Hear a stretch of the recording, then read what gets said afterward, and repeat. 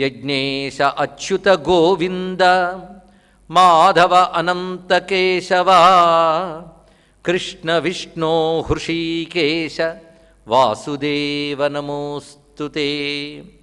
శ్రీకృష్ణ జ్ఞానయజ్ఞాన్ని మనం నిర్వహించుకోబోతున్నాం. శీర్షిక భారతంలో భాగవతం. భారతంలో భాగవతం ఏమిటి అని ప్రశ్న వేస్తే భాగవతం అంటే ఏమిటి అనేది ముందు తెలుసుకుంటే దాన్ని భారతంలో వెతికే ప్రయత్నం మనం చేస్తున్నాం. భాగవతం అనే మాటకి అర్థం భగవత్ సంబంధమైనదేదో అది భాగవతం, భగవంతునికి చెందినది అని అర్థం. అదేవిధంగా భగవంతునికి చెందినది భాగవతం అయితే భగవంతునికి చెందిన వారు భాగవతులు అనిపించుకుంటారు.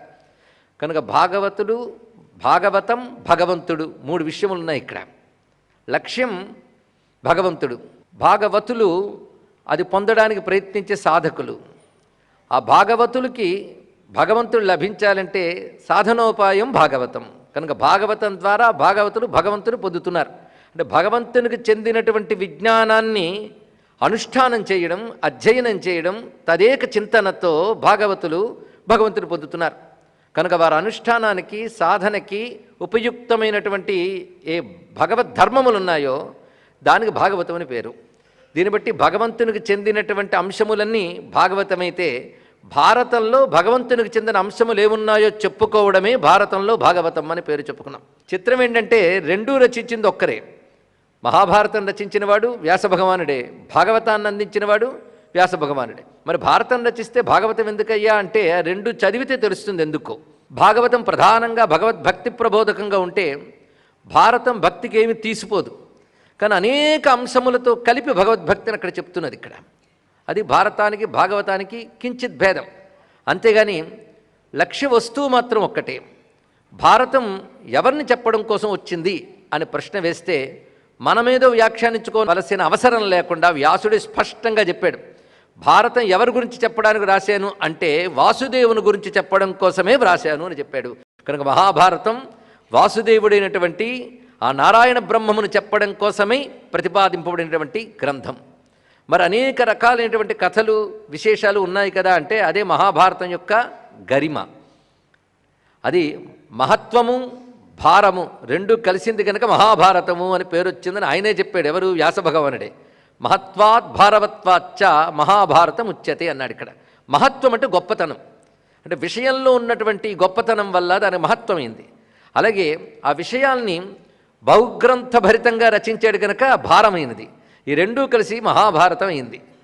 అంతేకాదు మహాభారతం బరువు ఎలాంటిది అంటే సర్వశాస్త్రములు త్రాసులో ఒకవైపు పెట్టి మహాభారతం ఒక్కటే ఒకవైపు పెడితే మహాభారతం సిబ్బి పైకి లేవదండి, క్రిందనే ఉంటుంది అది. ఇక్కడ దీన్ని బట్టి అర్థం దేనికి? బరువు దానికి ఉన్నది.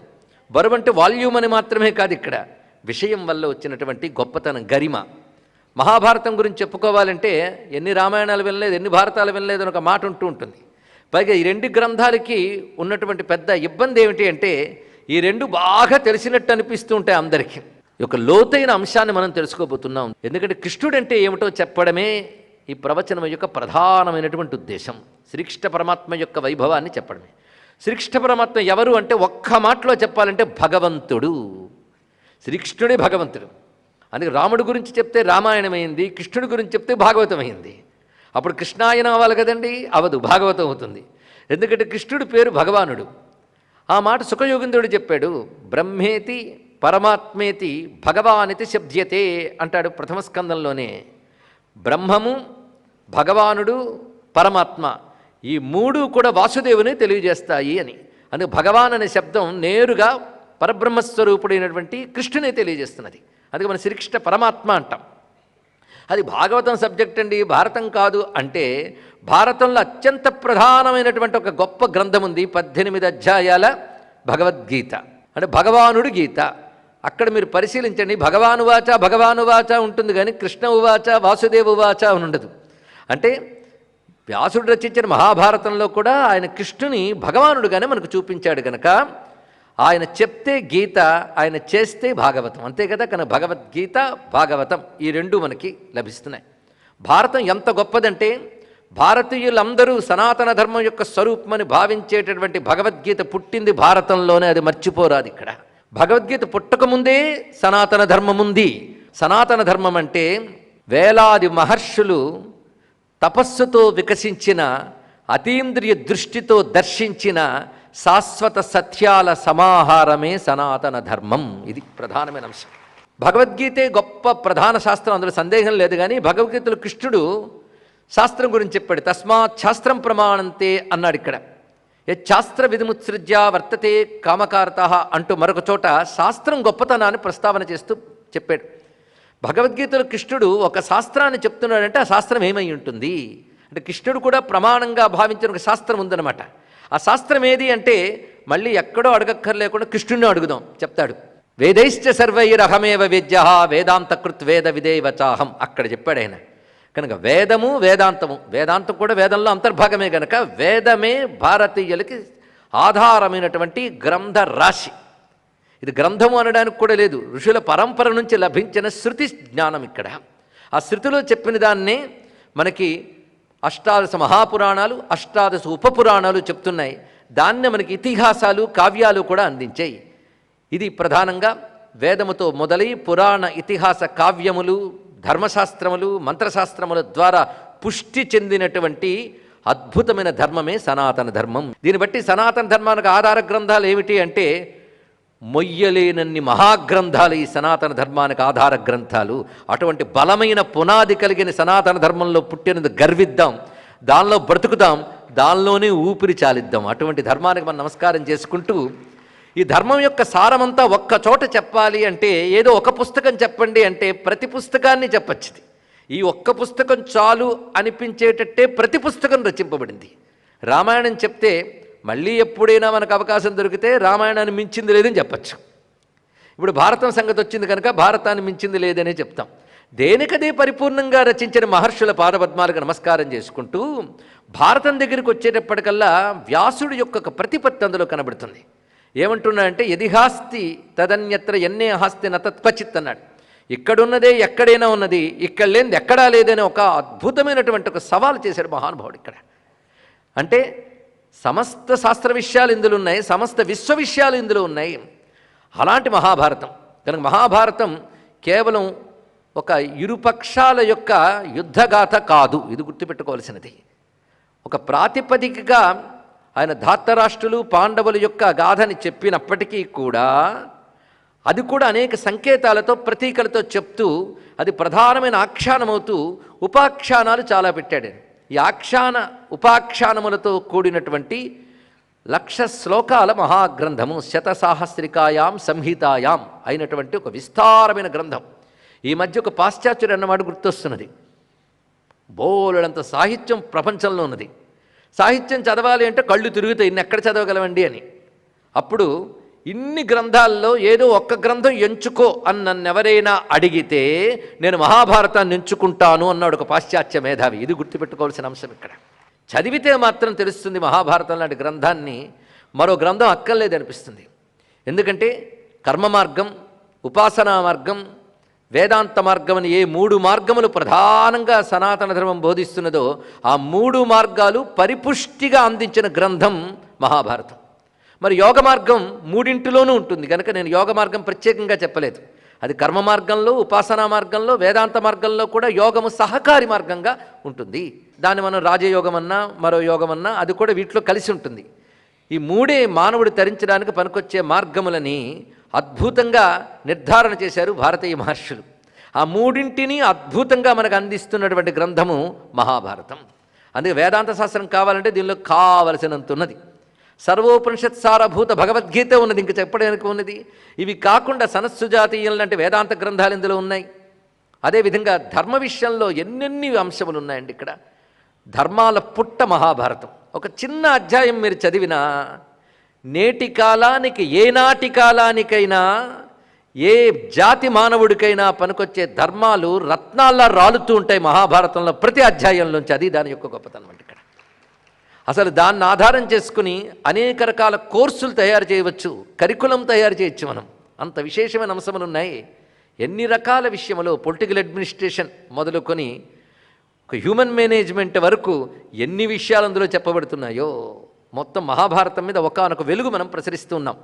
అలాంటి మహాభారతంలో కృష్ణ పరమాత్మ ఎక్కడ ప్రవేశిస్తాడు అని మనం పరిశీలిస్తే ఆదిపర్వమపై సభాపర్వం ప్రారంభమైపోయిన తర్వాత కృష్ణుడనే ఒక అద్భుతమైన దివ్యమైన వ్యక్తిత్వం ప్రవేశిస్తుంది మహాభారతంలో. అంతవరకు కృష్ణుడు కథలో ప్రవేశించడం అన్నామే కానీ కృష్ణ ప్రస్తావన లేదనలేదు. కృష్ణ ప్రస్తావన ఎక్కడున్నది మనం పరిశీలిస్తూ మహాభారతంలో కేవలం కృష్ణుని గురించి మాత్రమే ఇక్కడ కేంద్రీకరింపబడి చెప్తున్న అంశం. అది మనకు మరింత బలపడ్డానికి అక్కడక్కడ పుణ్య విషయంలో మనం తీసుకుంటూ ఉంటాం. విశేషించి మహాభారత రచన నేపథ్యం మనం పరిశీలిస్తే రచించిన వాడు సామాన్యుడు కాడు. సాక్షాత్తుగా నారాయణుని యొక్క అపరావతారమైనటువంటి బాదరాయణుడు వ్యాస భగవానుడు. అందుకే వ్యాసాయ విష్ణురూపాయ వ్యాసరూపాయ విష్ణవే అని మనం నమస్కారం చేసుకుని ఆ మహానుభావుడు దీన్ని రచించాడు.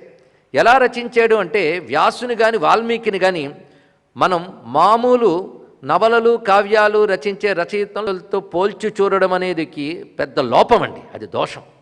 ఎందుకంటే వాళ్ళు మహర్షులు వేరు, ఊహాశాలిత కలిగినటువంటి మామూలు కవులు వేరు. ఈయన మహర్షి. కవి శబ్దం కూడా వేదపరంగా మహర్షికే వాడాలి, అందులో సందేహం లేదు. కానీ ఆ మహర్షి ఎలా రచించాడంటే పుణ్యే హిమవతపాదే మధ్యే గిరిగుహాలయే విశోధ్య దేహం ధర్మాత్మా దర్భ సంస్తరమాశ్రిత శుచి స నియమో వ్యాస శాంత్యాత్మా తపసి స్థిత భారతస్య ఇతిహాసస్య ధర్మేణాన్వీక్షతాంగతిం ప్రవిశ్య యోగం జ్ఞానేన సోపశ్యత్ సర్వమంతతః. ఈ శ్లోకముల్లో భారతం రచించిన వాడి వ్యక్తిత్వం మనకు తెలుస్తున్నది. అదే అతి పవిత్రమైన హిమవత్పర్వత పాద ప్రాంతం అంటే బదరికాశ్రమం, అక్కడ గుహాలయం, అక్కడ ఆయన కూర్చున్నాడు. అది కూడా దర్భలు పరుచుకున్న ఆసనంపై కూర్చొని దేహమును భూతశుద్ధి ఇత్యాది ప్రక్రియల ద్వారా శుద్ధి చేసుకున్నాడు. విశోధ్య దేహం అంటే యోగ మార్గము ద్వారా శరీరాన్ని శుద్ధి చేసుకుని శుచి సనియమ నియమబద్ధుడైనటువంటి వ్యాసుడు శాంతమైన స్థితిలో తనదైన ధర్మముతో యోగములో ప్రవేశించి ధర్మేణ ప్రవిశ్య యోగం. తనదైన ధర్మము అంటే మహర్షి ధర్మం తపస్సు. అది ఆ తపస్సు అనే ధర్మంతో యోగము ద్వారా అంతర్దృష్టిని పొందినవాడై ఆ దివ్య దృష్టికి గోచరించినవన్నీ చూస్తూ ఉన్నాడు.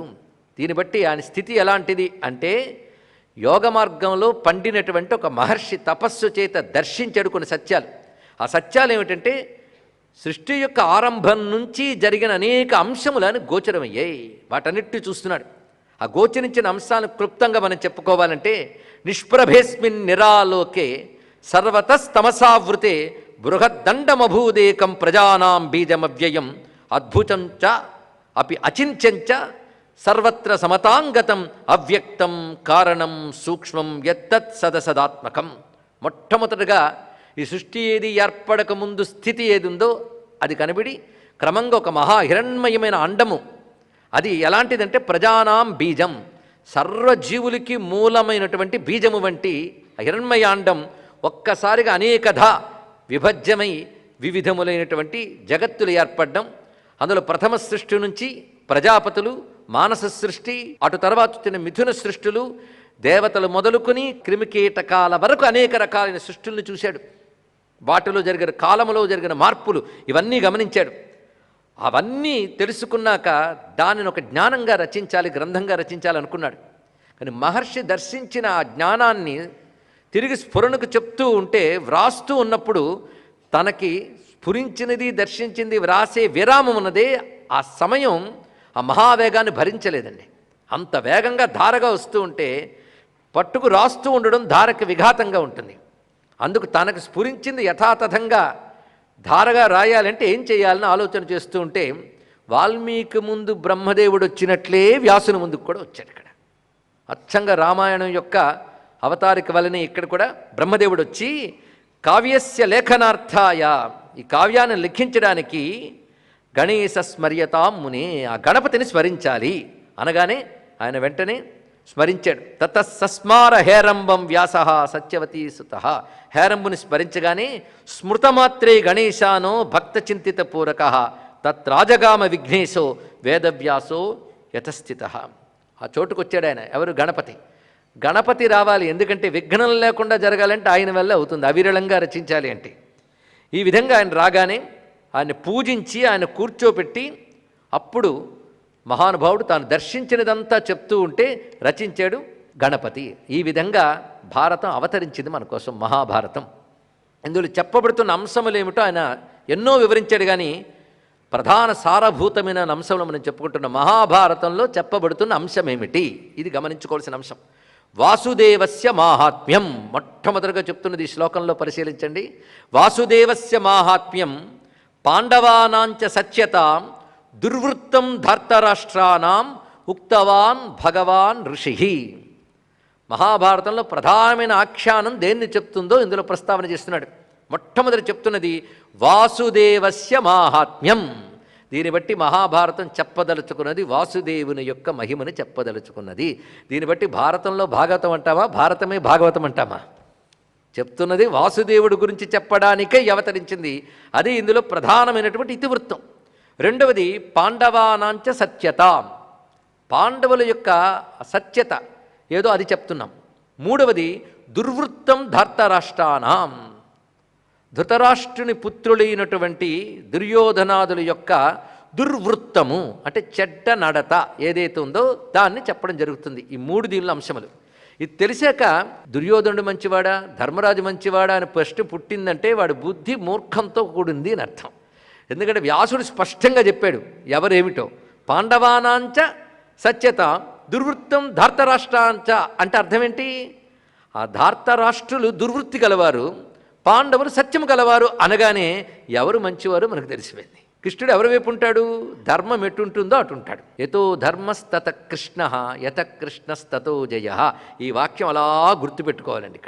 ఎక్కడ ధర్మం ఉంటుందో అక్కడ కృష్ణుడు ఉంటాడు, ఎక్కడ కృష్ణుడు ఉంటాడో అక్కడ జయం ఉంటుంది. ఇది మహాభారతం యొక్క సారం ఈ వాక్యం. మనం అనుకుంటాం ధర్మంతో జయం సాధించవచ్చు భగవంతుని ఎందుకు మధ్యలోని. కానీ ధర్మం ఉంటే భగవంతుడు ఉంటాడు, భగవంతుని వల్ల జయం వస్తుంది. కర్మఫలప్రదాత భగవానుడు. కేవలం నువ్వు చేసిన ధర్మం నీకు ఫలితం వస్తుంది అనుకోవద్దు. నీ ధర్మాన్ని గమనించేవాడు ఈశ్వరుడు, ఆ ఈశ్వరుడి కృష్ణుడు.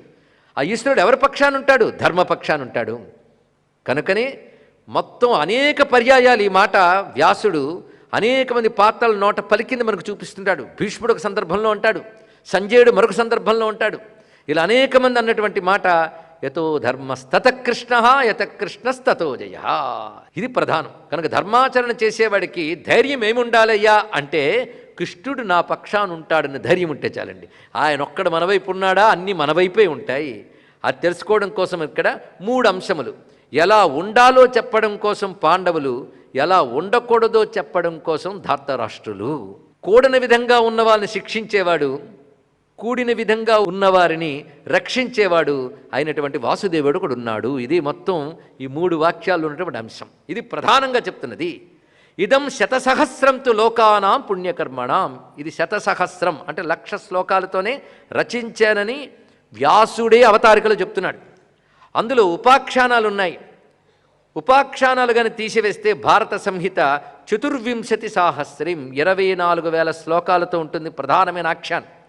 ఉపాఖ్యానములు ఉపదేశాలు కలిపితే 1,00,000 శ్లోకాలైంది. కానీ మహాభారతం మనం అర్థం చేసుకోవాల్సింది ప్రధాన ఆఖ్యానం ఒకటి నడుస్తూ ఉంటుంది, దానిలో ఉపాఖ్యానాలు ఉపదేశాలు మొత్తం 3 ముఖాలు అన్నమాట మహాభారతానికి. ఈ విధంగా ఉంటాయని తెలుసుకో.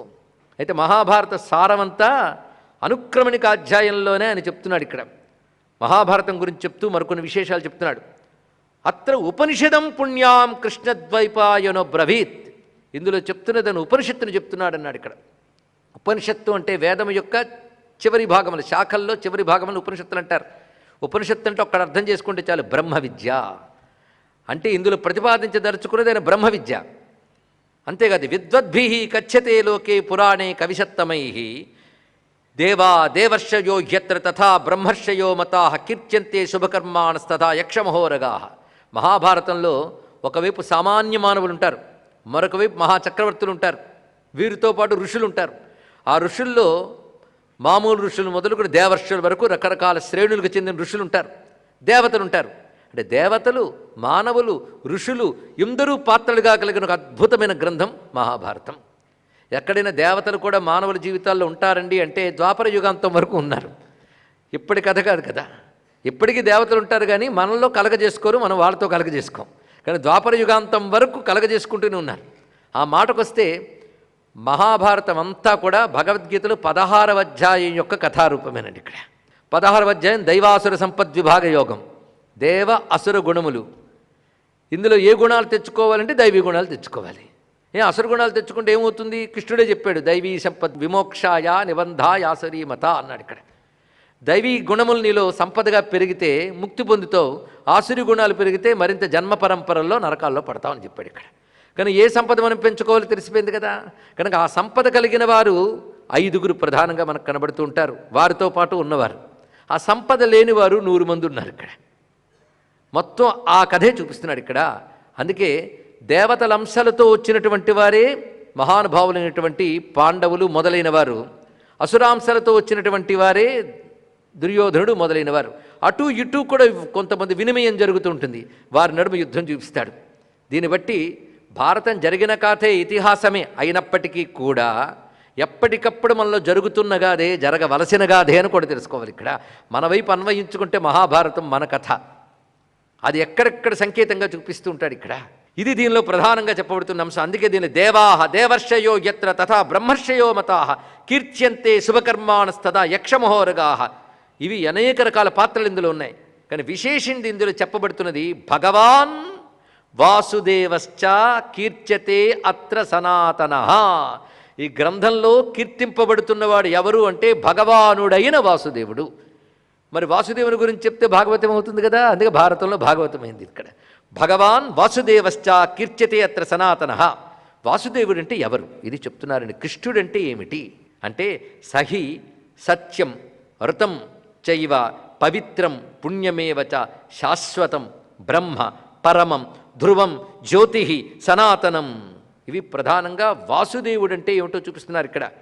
ఎవడు సత్యస్వరూపుడో, ఎవడు ఋతం, ఋతం సత్యం అనేది వైదిక శబ్దాలు. ఋతం అంటే కళం లేదు, అందుకే ఆయన పవిత్రం. అంతేకాదు ఆయన తలంచుకుంటే మనం పవిత్రులమవుతున్నాం. మనల్ని పవిత్రము చేయగలిగే శక్తి ఆయన కథలో ఉన్నది, ఆయన నామంలో ఉన్నది, ఆయన ధ్యానంలో ఉన్నది, ఆయన చరిత్రలో అణువణువున ఆయన ప్రతి కదలికలో మనల్ని పవిత్రం చేయగలిగే శక్తి ఉన్నది. అందుకే ఆయనకు పుణ్యశ్రవణ కీర్తన అని ఒక పేరున్నది, పుణ్యశ్లోకుడు అని మరొక పేరున్నది. ఎవరిని కీర్తిస్తే మనం శుద్ధులమైపోతామో వాళ్ళని పుణ్యశ్లోకుడు అనాలి.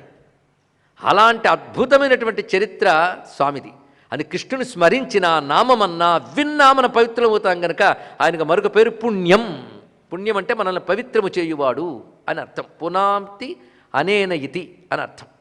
అంతేకాదు శాశ్వతం. కృష్ణుడు వసుదేవుడికి పుత్రుడిగా కలిగాడు. 125 సంవత్సరాల 7 మాసాల 8 రోజులు ఉన్నాడు కృష్ణుడు. కనుక ఒకప్పుడున్నాడు, తర్వాత వెళ్ళిపోయాడు. కాదయ్యా శాశ్వతం. కృష్ణుడు అనగా శాశ్వతమైన బ్రహ్మము. అది శాశ్వతం బ్రహ్మ పరమం. పరమం అంటే సర్వోత్కృష్టమైన వాడు. ఆయన ధ్రువం. ధ్రువం అంటే స్థిరమైన వాడు. శాశ్వత శబ్దాన్నే మన ధ్రువ శబ్దంతో చెప్తున్నట్టు కనబడుతోంది, కానీ కించిత్ భేదం ఉంది. ఎప్పుడూ ఉండేవాడు, ఎప్పుడు ఒకేలా ఉండేవాడు, స్థిరంగా ఉండేవాడు కనుక ధ్రువం అన్నారు ఇక్కడ.